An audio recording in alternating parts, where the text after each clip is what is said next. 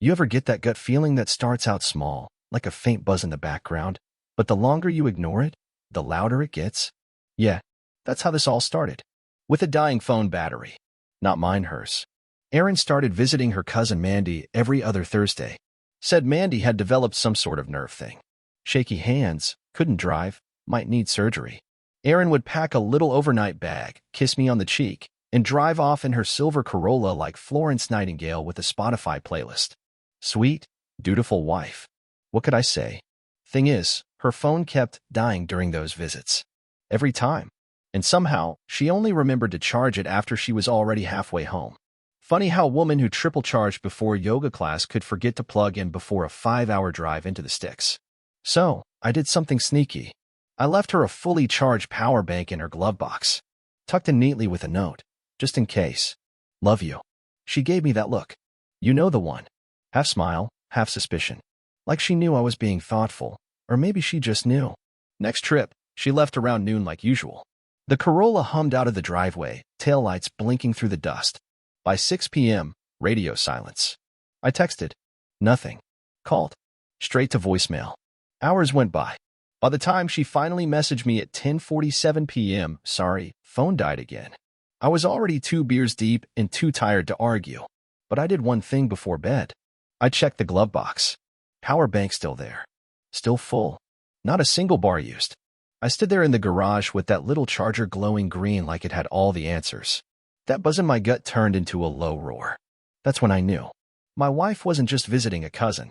She was lying to me. And maybe worse. So I got methodical. Cold. Calculated. Next Thursday, I told her I had a fishing trip. Loaded up the truck, kissed her goodbye, and drove 2 miles down the road before doubling back through the woods behind our property. While she packed inside, I slipped into the garage and clipped a GPS tracker underneath the Corolla's bumper. Military grade. Waterproof. About the size of a tic-tac box. Hooked it to my phone and waited. When she pulled out that driveway and headed to Mandy's, I didn't follow. Not yet. Instead, I cracked a beer, turned on the tracker app, and started recording everything. First thing I noticed? She never once got on the highway that leads to Mandy's little town. Instead, she took a detour west, past 3 towns and into a part of the county that didn't even have cell towers. By the time she stopped moving, I was staring at a red dot blinking near Maple Hollow Lodge. A 5-star log cabin resort tucked so far into the woods it may as well be Narnia. And let me tell you something, her cousin Mandy? She doesn't even like nature. So I waited. She stayed there overnight. Didn't move an inch until 10:02 a.m. the next morning. That's when I made the call. To a friend of mine, Jeff. Local sheriff. Hell of a guy. And conveniently, the older brother of one Michael Hartley. The same Michael who just so happens to own a pickup truck I'd seen in the dashcam footage from the lodge parking lot. The same Michael I now had crystal clear video of, stepping out of a cabin with my wife's coat slung over his shoulder. I sent Jeff the clip. Told him I needed a favor. Something public. Something theatrical. He said, I hope you're ready for a damn good show. And I was. Because now it was time to teach Erin that dead batteries might kill a phone. But lies? Lies kill marriages. If you've never sat in a dark pickup truck outside a luxury cabin resort with a coffee cup full of bourbon and a heart full of quiet fury, let me tell you, it changes a man. It don't even take long. Maybe 5 minutes. 10, tops. That's about all it took for me. Maple Hollow Lodge looked like something out of a Hallmark movie, log cabins, little footbridges over creeks, fairy lights strung up in the pines. You'd think it was designed for honest couples and winter proposals. But trust me, the real action happened behind closed doors in Cabin 9, where my wife was holed up with a man who wasn't me. And you know what's funny? It wasn't the cheating that burned the most. It was the lazy damn story she spun to cover it. My phone died. Mandy needed help with groceries. Per Mandy's alone again. Bless her heart. It was insulting. Like handing me a jigsaw puzzle and hiding half the pieces. But I'd found the rest of him now. Jeff, the sheriff, called me around noon. I could hear traffic in the background and that slow southern drawl he slips into when he's working through a plan. You sure you want to do this my way? He asked. I'm not trying to get her arrested, I said. Just embarrassed. Thoroughly. He chuckled. Good. 'Cause I'm bringing backup. I ain't showing up to that lodge alone when it's my damn brother in there. Turns out, Jeff had suspected his brother Michael was messing around again. Just didn't know with who. When I told him the woman's name, he went quiet on the line for a second. Aaron Stillwell? He said. Yep. Lord. My mama loves her Christmas cookies. Well, she might want to find a new recipe, I said. By 1 p.m., Jeff had a plan. I'd handle the prelude, get Michael's actual wife, April, on site. Jeff would play the heavy. We'd make it messy, but legal. No cops. No handcuffs. Just a whole lot of truth delivered like a damn freight train. First step? April. No, I didn't know April well. Only met her twice, once at a town fundraiser, once when Michael came to help cut down a tree on our property and she tagged along with lemonade and awkward small talk. But I remembered she was quick-witted, always had a side smile like she knew something the rest of the room didn't. I called her from a burner app. No point using my number, this needed to be surgical. Hello? She answered. April? This is gonna sound strange. My name is Dave Stillwell. Aaron's husband. There was a long pause. I know who you are, she said. Not cold. Not warm. Just alert. I think we need to talk. Another pause. Shorter. Where are you? Near Maple Hollow Lodge. That got her. You could hear the engine of her curiosity start revving right through the speaker. I'm listening, she said. I laid it out. Everything. The fake cousin trips. The GPS tracker. The footage. I sent her a still from the dash cam, Michael's stupid flannel jacket slung over his shoulder as he carried what looked a lot like Aaron's overnight bag. When the picture loaded on her end, she didn't gasp. She didn't cry. She just said, "That's my damn bag." Turned out, Aaron was borrowing April's stuff. Whole new level of disrespect. I'm on my way, she said. Bring whatever dignity he hasn't managed to suck out of you, I replied. You'll need it. I hung up and took another sip of that bourbon coffee mix, my hand steady for the first time all day. This wasn't just about me anymore. It was a team effort now. At 2:04 p.m., April pulled into the gravel lot, tires crunching like bones underfoot. She stepped out of her car in heels and sunglasses, swinging a small designer purse like a blackjack. Jeff was 2 minutes behind her, rolling in slow with his deputy cruiser. He wasn't in uniform, just jeans and a sheriff's badge clipped to his belt like he couldn't be bothered to care about formality. This is gonna be good, he said, slapping the car door shut. We all walked toward cabin 9 together, me, Jeff, and April. She walked ahead like a guided missile, eyes locked on the cabin door. Jeff lagged behind, slow and calm like he was just out for a stroll. April didn't knock. She opened the door like she paid the damn mortgage. I stood just outside the frame of the doorway, close enough to hear every word but far enough to let the real show play out. Inside, Erin was wearing the robe I bought her last Christmas. She was barefoot, coffee mug in hand, laughing at something Michael was saying as he buttoned up a shirt that clearly hadn't been on long. Her hair was messy. Her face was flushed. When she saw April, she froze like a deer in a sniper's scope. April, Erin stammered. Michael looked up, confused. What the hell? April held up her phone and tapped it once. The dashcam footage started playing, right there in high def. Michael carrying the overnight bag. Erin's coat. The timestamp flashing on the bottom corner like a death sentence. You left your wedding ring in my drawer, by the way, April said. Classy touch. Jeff stepped in then, leaned against the doorframe like he was bored. Well, didn't think I'd be catching my brother playing house with another man's wife today. Michael went pale. Jeff, look, this isn't. You can shut up now, Jeff said. Then he turned to Erin. And you? You want to explain why my department had to track your location because your dead phone kept you from calling your husband back for 12 hours straight. Erin opened her mouth. Closed it. Opened it again. I stepped forward. Hi, honey, I said. Dead battery, huh? She looked at me like I'd just walked out of her worst nightmare. I can explain. No need, I said. You already explained. Cousin Mandy's shaky hands. Right? Her lip trembled. It wasn't look, Dave. I'm sorry. I didn't mean for it to happen. Sure you did, I said. You packed for it. Lied for it. Planned for it. You just didn't mean for me to catch you. That's different. Michael tried to speak again. Jeff cut him off with a raised hand. You're lucky this is all you're getting, Jeff said. I ought to tell Mama. Michael's shoulders slumped like a kid caught cheating on a test. Erin just stood there, still clutching her mug, like it might protect her from the wreckage she'd caused. I looked at April. You ready? She nodded. Let's burn it down. We turned and left. No slamming doors. No shouting. Just a cold, clean walk back to our cars. Surgical, like I said. As we pulled out, I looked in my rearview mirror. Erin was standing at the doorway, one hand covering her mouth. Michael had slunk back inside like a rat avoiding sunlight. Jeff called me the next day. Said the lodge manager wanted to offer me a weekend stay free of charge. Apology for the scene. Apparently, a few guests had heard everything. Guess your little sting operation cost them a star on Yelp, Jeff said, laughing. I told him I'd take the weekend. I already had someone in mind to bring. I'll say this, there's nothing more satisfying than revenge with witnesses. It had been 2 days since the Maple Hollow meltdown, as it was now affectionately being called in a local Facebook group, though no one dared say it to my face. And that was fine. I didn't want their sympathy. I didn't even want their respect. I wanted their attention. And I had it. People love a spectacle.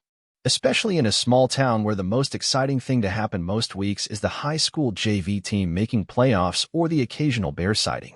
But catching the sheriff's brother in bed with someone else's wife? That's front page news, unofficially. Everybody knew. Nobody said it. And yet, I could feel it in the way folks held their stares just a little longer when I walked into the feed store, or how the lady at the post office handed me my package like I was holding a grenade with the pin out. What surprised me most, though, was how quiet Erin had been. No calls. No texts. Not even one of those late-night regret emails filled with excuses and typos. Just radio silence.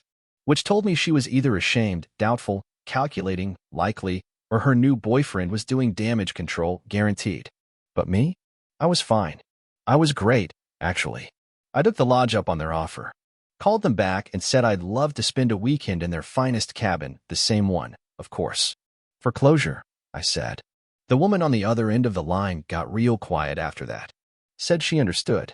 I brought someone with me. Her name's Natalie. We went to high school together, lost touch after graduation, and reconnected a few years ago at a 4th of July barbecue. She was married then. Now she wasn't. Funny how things work out. She'd always been the sharp type, kind eyes, sharper tongue. Ran her own bakery in town and didn't take crap from anyone. When I called her and said, "Want to help me salt the earth where my marriage used to be?" she didn't even hesitate. "What time do we leave?" We arrived at Maple Hollow just before sunset on a Friday. Same gravel crunch under the tires. Same fairy lights glowing in the pines. Except this time, there was no fury in my chest. Just a cool breeze and a cooler full of beer. Natalie whistled as we stepped inside the cabin. So this is where the magic didn't happen. I laughed. Right on that couch, probably. Or the bed. Or the floor. Who knows? She looked around like a crime scene tech. Well, looks clean now. But just to be safe, I brought Lysol. We cracked a couple beers, sat on the deck, and let the woods do their thing, birds chirping, leaves rustling, distant hum of cicadas. I didn't realize how much I needed quiet until I had it again. "I'm surprised you're so calm," Natalie said after a while. "Yeah." I took a sip. "Guess I've been planning for it, one way or another. The affair was just the spark. But the fire? That was already burning. I just didn't see it." She nodded slowly. "So what now?" That was the question, wasn't it? It wasn't just about Erin anymore. The betrayal was surgical, but the healing? That had to be holistic. She took a piece of me, sure, but I wasn't planning to rebuild the same model anyway. "I've got ideas," I said, cracking my knuckles. "But first, I need to tie off some loose ends." And by loose ends, I meant Erin's next move. Because I knew her well enough to predict the playbook. Silence now, guilt later. She wouldn't stay with Michael. Not long. The shine would wear off. The sneaking around would lose its thrill. And then she'd come knocking, tail metaphorically between her legs, saying things like, "I just needed space to understand what I really wanted," or, "I didn't mean to hurt you." But Erin didn't understand the game had changed. There wouldn't be a second act. The next morning, right around 8 a.m., my phone pinged with a message from an unknown number. One guess who it was. "Dave, can we talk?" No apology. No explanation. Just 4 words. Soft. Neutral. Cowardly. I didn't answer. Instead, I forwarded the message to Jeff. He replied 3 minutes later. "She's blowing up Michael's phone too. He's not picking up." "Interesting." I replied. "She's playing both sides." Again. "Jeff. Want me to warn him?" "Nah." I wrote back. "Let him find out the same way I did. She's his problem now." Natalie looked up from her coffee. "She reach out?" I nodded, fishing for sympathy. She smirked. Let her starve. That night, we held our own little celebration. Not a date, at least not officially, but something damn close. We cooked steaks over the fire pit, drank too much bourbon, and played old country songs off a Bluetooth speaker until the battery died. And for the first time in a long while, I laughed. Like, real laughed. Not the polite kind. The belly kind. At one point, Natalie turned to me and said, "I know it's not polite to say, but watching you burn your marriage to the ground might be the most therapeutic thing I've ever witnessed." "You should see what I have planned for the ashes," I said. She raised her glass. "To creative destruction." Hell yeah. Sunday morning came too fast, like all good things do. We checked out just before noon. The lodge manager handed me a gift basket on the way out. Local honey, maple syrup, some handmade soap. No eye contact. Just a mumbled, "We hope you had a better experience this time." I almost felt bad for the poor woman. Almost. On the drive home, Natalie asked if I planned to go back to the house, my house. "I'll go back eventually," I said. "Not today." Instead, I had a detour to make. Something symbolic. We drove past the church where Aaron and I got married. Still standing. Still beautiful. I pulled into the empty parking lot and sat there for a moment, staring at the stained glass windows that once felt like holy ground and now just looked like expensive lies. "I hate that place," I said. Natalie looked at me. "Then do something about it." So I did. I pulled out a small envelope I'd brought from home containing our wedding photo. The one she loved. The one she framed. The one that made me sick to look at now. I walked it to the church's donation box. Slipped it inside. A sacrifice. Not to God. To closure. Back in the truck, Natalie looked at me differently. Like something had shifted. "You done?" she asked. Almost. I reached into the glove box, pulled out Erin's last letter to me, one she wrote back in year 2 of our marriage, full of promises and poetry. Read it one last time. Then rolled down the window and let it fly. The wind caught it and tore it apart midair. "Now I'm done," I said. Back home, I dropped Natalie off with a promise to call soon. She smiled and said, "Next time, let's pick a cabin nobody cheated in." Deal. When I stepped into the house, our house, my house now, it smelled different. Colder. Cleaner. Even. Like she'd taken something intangible with her when she left. But that was fine. I had plenty left. I walked into the bedroom and took one final look at the dresser she used to clutter with makeup and perfume and tangled jewelry. Then I boxed it all up. Every bit. Set it in the garage. She could pick it up when she had the guts. I texted her exactly that. "Your things are in the garage. You've got 48 hours. After that, they go to the dump." No reply. And you know what? That was the best response she could have given. Let me tell you something about silence. It's not empty. Not at all. It's full of subtext, regret, and tension you could slice with a putty knife. And after I boxed up Erin's stuff and gave her a polite but firm "come get it or lose it" message, I was swimming in it. The 48-hour timer started at 1:12 p.m. on a Monday. I didn't expect her to respond. Erin never liked direct confrontation unless she was the one controlling the script. No, her move would come later, when she thought I'd cooled off. She figured I'd soften up after a couple lonely nights, maybe miss the sound of her fake sympathy and scented candles. But I wasn't biting. I spent the first night cleaning. Really cleaning.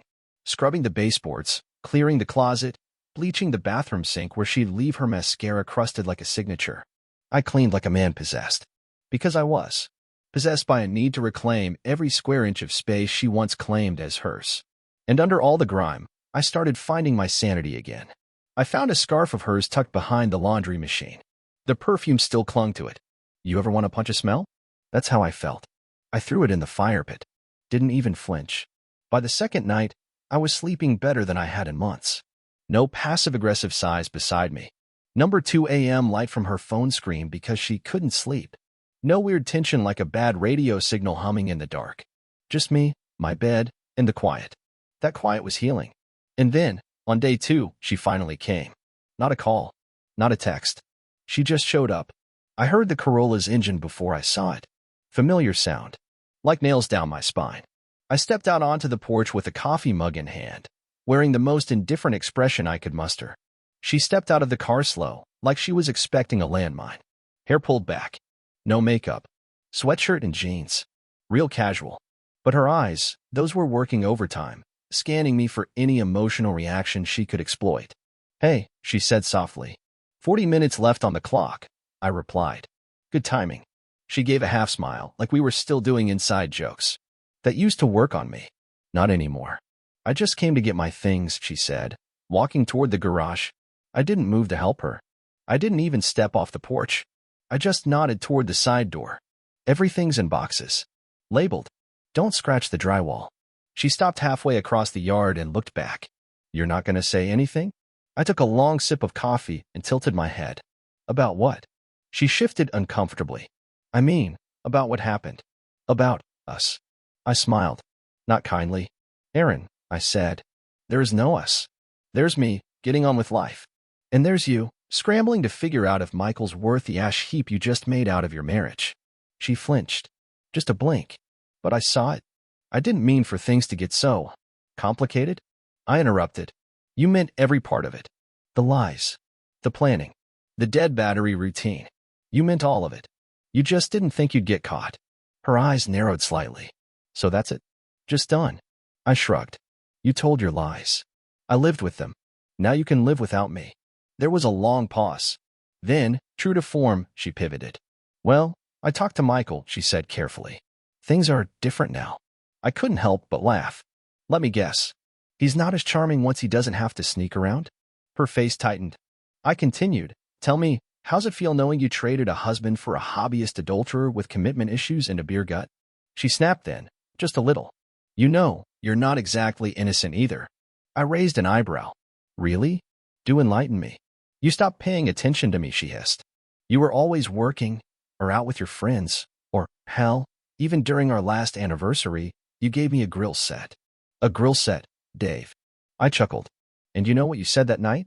Thank you, babe. It's perfect. You kissed me. We ate steaks. You faked every second of it. She opened her mouth. Closed it. Looked down. I finished my coffee. You want a clean slate? Go build it somewhere else.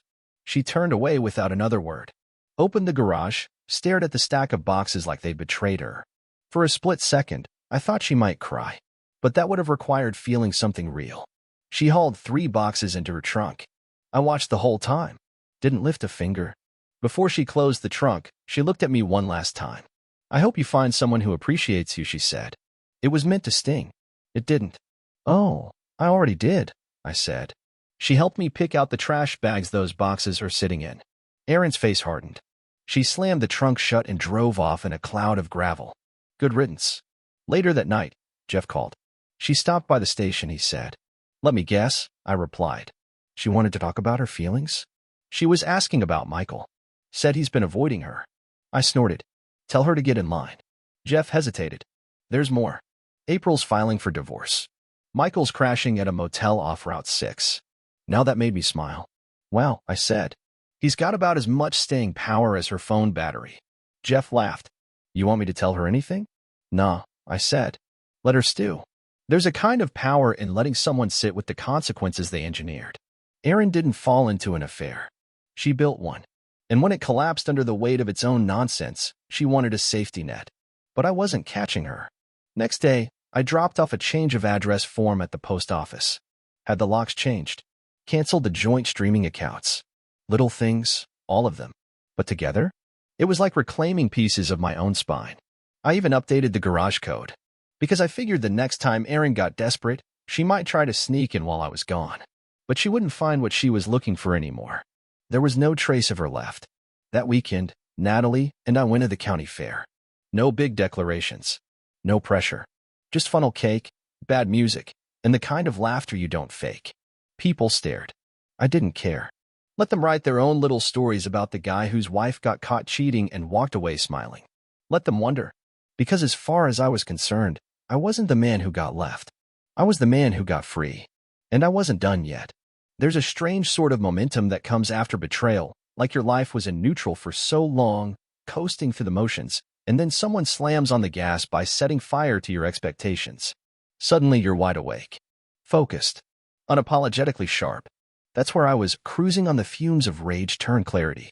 Erin was gone. Her stuff? Picked up. Her last words? Pathetic. Her affair? Imploded like wet cardboard in a thunderstorm. But I wasn't done. Revenge doesn't stop when they cry. It stops when they learn. And Erin wasn't even close to learning yet. See, she still had a reputation around here. Good ol' Erin, church choir soloist, community bake sale queen, Facebook's favorite wifey with the curated life and filtered photos. The woman who posted motivational quotes about marriage right between mouth kissing a man who wasn't hers. But I had her number now, and I intended to make it toll-free for the whole damn town. Interphase 2. Now, I'm not a petty man by default. But when you spend 3 years listening to your wife praise your former friend's courageous divorce, only to realize she was trying to use the same script, you start to get creative. I called April, Michael's now estranged wife. You busy? I asked. Depends, she replied. You calling with more bad news or an opportunity to channel my pain into something highly inappropriate? I smiled. Both. We met at the diner. Neutral ground. Middle booth. Back corner. That's where all the best schemes begin. By the way, cheap coffee, laminated menus, and the quiet hum of the friars masking world-class planning. I have a question, I said.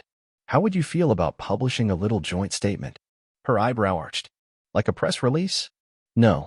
Like a PSA. For the community. April sipped her iced tea and leaned forward. I'm listening. So I told her, Maple Hollow was having their annual fall couples retreat in 3 weeks. You know, the cozy kind. Pumpkin carving. Marriage counseling workshops. The whole reconnect with your spouse in the woods gimmick. Aaron and I had gone 3 years ago, and I remembered one thing vividly. They let returning couples submit anonymous lessons learned that got printed in a little pamphlet and passed out to attendees. Well, I said, I think we've learned a few things, don't you? April grinned like she'd just been offered the keys to the kingdom. We spent the next 2 hours crafting the most elegantly brutal reflection entry you've ever read. It didn't name names, but it didn't have to. Anyone with a pulse and a Facebook account could connect the dots. The entry read, Marriage taught us many things, like how love can survive anything except deception dressed as compassion. We learned that lies don't unravel quickly. They rot slowly, hidden in sweet gestures and phone calls that never come. We learned that some people treat marriage like a stage, only acting when there's an audience. But most of all, we learned that you don't always get closure. Sometimes, you just get clarity. And that's more than enough. Mic drop. The organizers included it without question, because it sounded deep, poetic, and vaguely religious. Aaron loved that kind of aesthetic spirituality. I imagined her reading it while sitting across from some poor counselor and wondering if it sounded a little too familiar. But I didn't stop there. See, I still had her old password. Aaron wasn't creative. The woman used Blessed 123 for everything. Her Pinterest, her email, her food block. Yes, she had a food block. Whisk and Grace, complete with filtered photos of muffins and captions like, Love is the secret ingredient. Gag. I logged in, queued a final post, and scheduled it for 9 a.m. on the first day of the retreat. The post's title? Recipe for Ruin. The content? Start with 1 marriage built on lies. Fold in a secret lover. Add 2 cups of deleted text messages and a pinch of fake apologies. Bake at 350 degrees of guilt until the truth bubbles to the surface. Serve cold, preferably in front of witnesses. Enjoy your leftovers, sweetheart. I won't be there. And at the bottom, I uploaded a screenshot. Blurred faces, but enough to show a man in flannel and a woman in a robe stepping out of a luxury cabin. Date and timestamp included. Artfully redacted, of course. I'm not a savage. When that post went live, I didn't need confirmation. I felt it detonate through town. My phone buzzed like a beehive on meth. Friends, neighbors, even my mechanic texted me. Bro, that blog post. You are a legend. Just read the recipe. Tell me it's not about Aaron. I knew she was shady. But best of all, Natalie sent me a screenshot of the Facebook Moms group thread where they were dissecting the post line by line like it was the Zapruder film. I'm just saying, she always seemed a little too perfect. That kind of woman usually has skeletons. Yes, Barbara. She sure did. But the real masterpiece? That night, Maple Hollow released a public statement. Apparently, someone had slipped a copy of our lesson entry to the lodge's main board, who realized that half their retreat couples were gossiping about the same scandal. They removed the quote from future pamphlets. Too late. The damage was done. Aaron texted me at 10:34 p.m. What did you do? I didn't reply. Then again at 10:48. You need to stop. Please. You've made your point. She was wrong. I hadn't made my point. I'd printed it, published it, and gift-wrapped it to her community of enablers. Then came the third message. 11:02 p.m. You've destroyed everything. That one, I did reply to. No, Aaron. You did that. I just installed the spotlight. And then I blocked her. One final time. Because revenge isn't about yelling. It's about letting them hear the echo of their own choices without interruption. I slept like a damn baby that night. 2 days later, April sent me a picture. Her divorce papers, stamped and official. She captioned it, "Cheers, partner in justice. Next time, margaritas?" I replied, "First round's on me. Second one too, if we make it through the news cycle." Because yeah, there were rumors now. That the church was praying for Aaron. That Michael had left town. That the lodge had quietly canceled all winter retreats for renovation.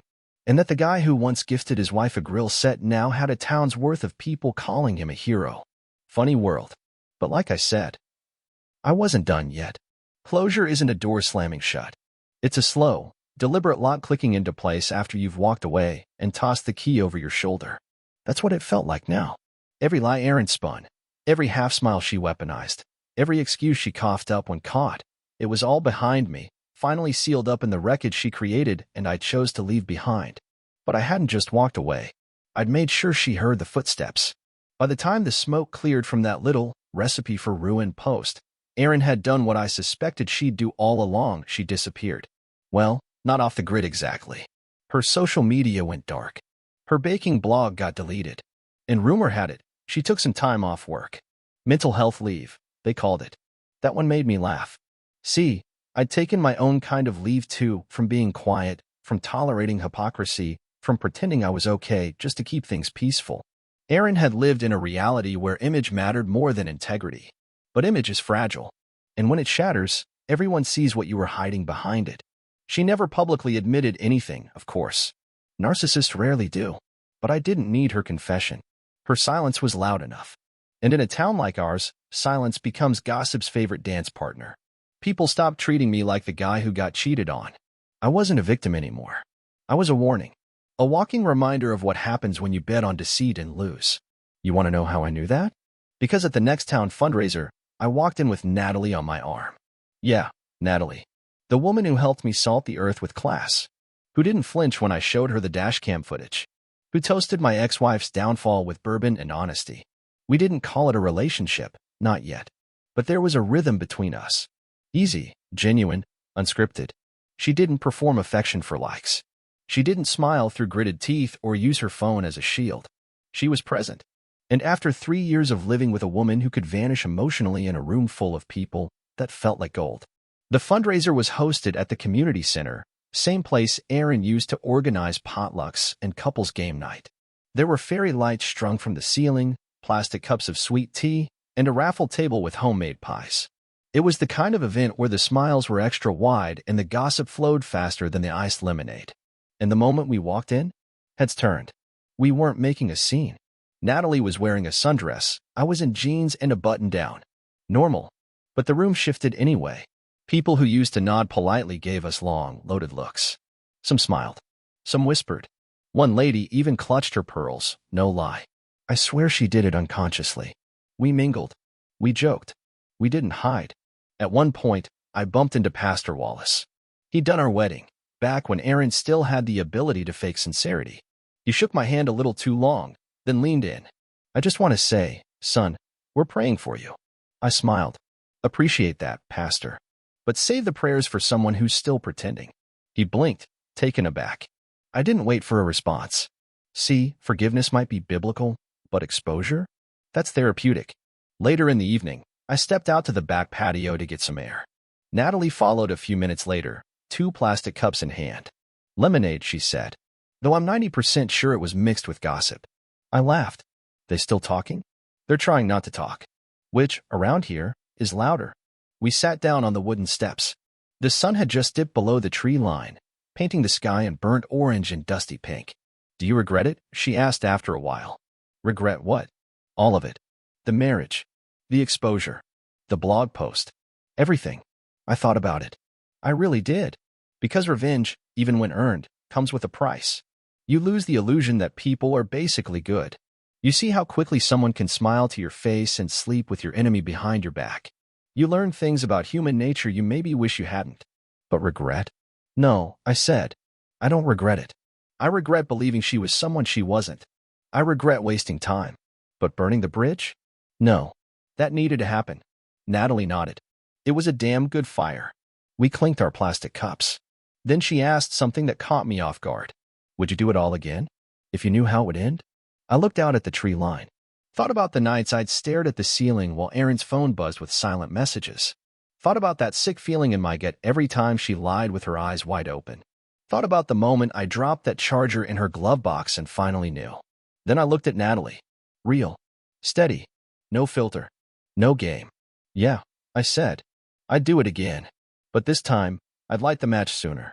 She smiled. That's dark. I shrugged. That's honest. Back inside, the raffle was being announced. Somebody won a gift basket. Somebody else won a frozen turkey. We didn't go back in. We stayed outside while the music played through the open windows and the smell of overcooked brisket hung in the air. This was the ending. Not a dramatic showdown. Not a last-minute apology. Just peace. Earned, not given. The next day, I started drafting something new. A memoir, maybe. Or a guidebook. Not for publication, just for me. A way to remember. A way to remind myself what betrayal looks like in daylight, and how to never let it sit at my table again. Chapter 1 started with a simple line. It began with a lie about a dead phone battery. But the charge? That was mine. And now? Now I was charged up again. Not with anger. Not even with revenge. With life. With something real. The story was over. But my story was just getting started. The end. Subscribe to the channel